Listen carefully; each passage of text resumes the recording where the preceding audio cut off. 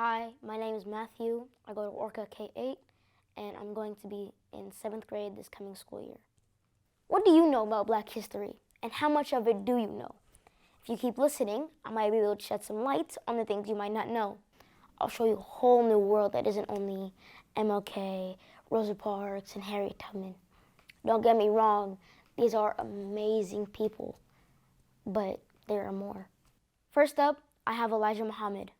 Born in 1897, Elijah Muhammad was a religious leader who led many people under the Nation of Islam from 1934 up until he died in 1975.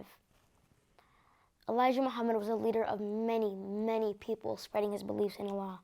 He wrote books like Message to the Black Man and The Fall of America. Next up, I have Malcolm X, a follower of Elijah Muhammad for quite some time. Born in 1925 as Malcolm Little, he was taken to jail in 1946 for picking up a stolen watch he had left at a shop for repairs. While in prison, his siblings had been writing to him about the Nation of Islam. And soon afterwards, his brother Reginald wrote to him saying, "Don't eat any more pork, don't smoke any more cigarettes, and I'll show you how to get out of prison." Soon after he left prison, he joined the Nation of Islam, became Muslim, and changed his last name to X. Lastly, but definitely not least, and in my opinion, a founder of the revolution, Marcus Garvey.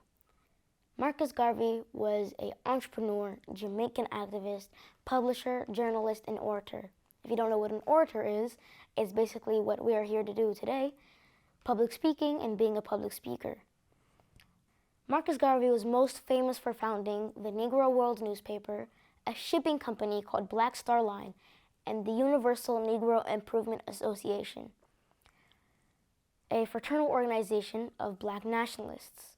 Thank you for listening. I hope you learned something new about these three phenomenal Black revolutionists that even I didn't know about until my older brother had introduced them to me, fascinating me and catching my attention. Thank you.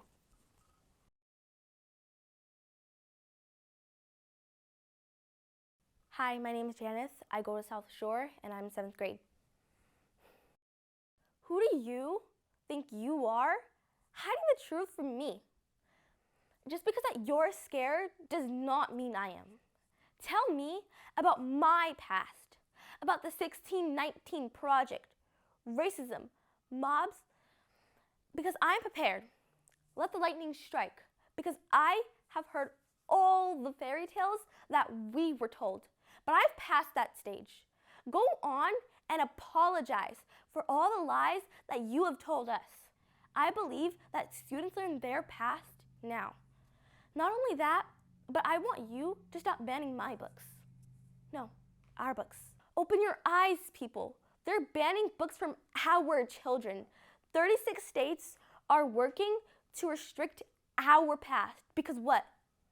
You people think that we're too immature? Shame. Shame on this country. This is not a place of freedom. This is a place of fear.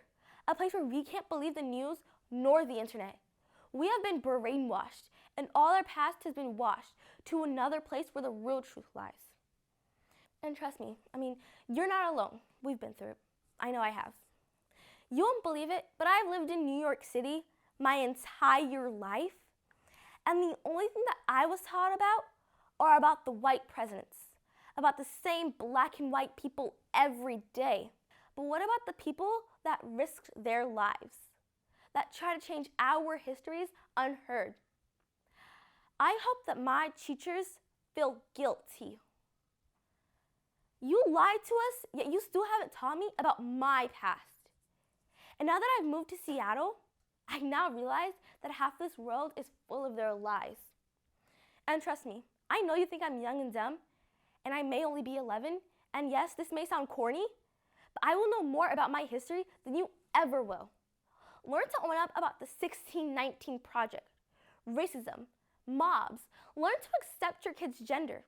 And now that it's time for us to be the mature generation that searches for our past, left broken into pieces, lost far away into the deep blue sea. Thank you.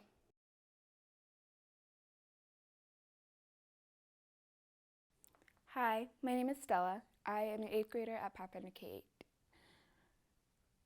Think of a time when you were in class and you're having one of those racism talks where you learn about how black people fought for equal rights.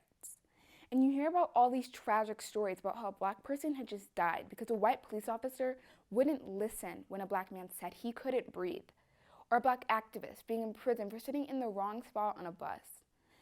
Now think of a time when you were taught how the African people lived before the trauma, before the enslavement, and before the murder. You can't. That's because you weren't taught. Adults always say that I'm so lucky that I get to learn about my culture because they couldn't when they were my age. But I'm not, because I'm not learning about my culture at all. I'm learning about how white people treated my culture. I'm constantly asked if I feel like my culture is represented and celebrated at my school. But honestly, I'd be lying if I said yes, because all we ever learn about was how horrible your culture treated mine. Every time I sit through one of those classes, I hear something totally different than the people around me. I hear that I'm in danger, that I'm different from the rest of my friends, and that I need to be careful because I could be the next learning topic. But what if our accomplishments were the next learning topic?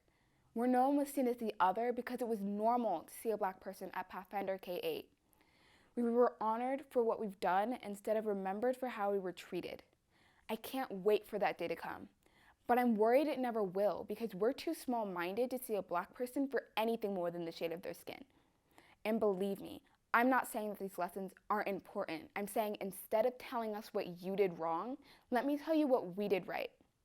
Take Kamala Harris, for example. She's not only the first African-American vice president, but also the first female vice president in U.S. history. Or Mansa Musa, he's by far the richest person to ever walk this earth. This is my history. The history that was never written in the textbooks, but the history I had to teach myself. The history that doesn't scare me when I learn about it. This is the history I can see myself and others in. This history needs to be the next learning topic. Thank you.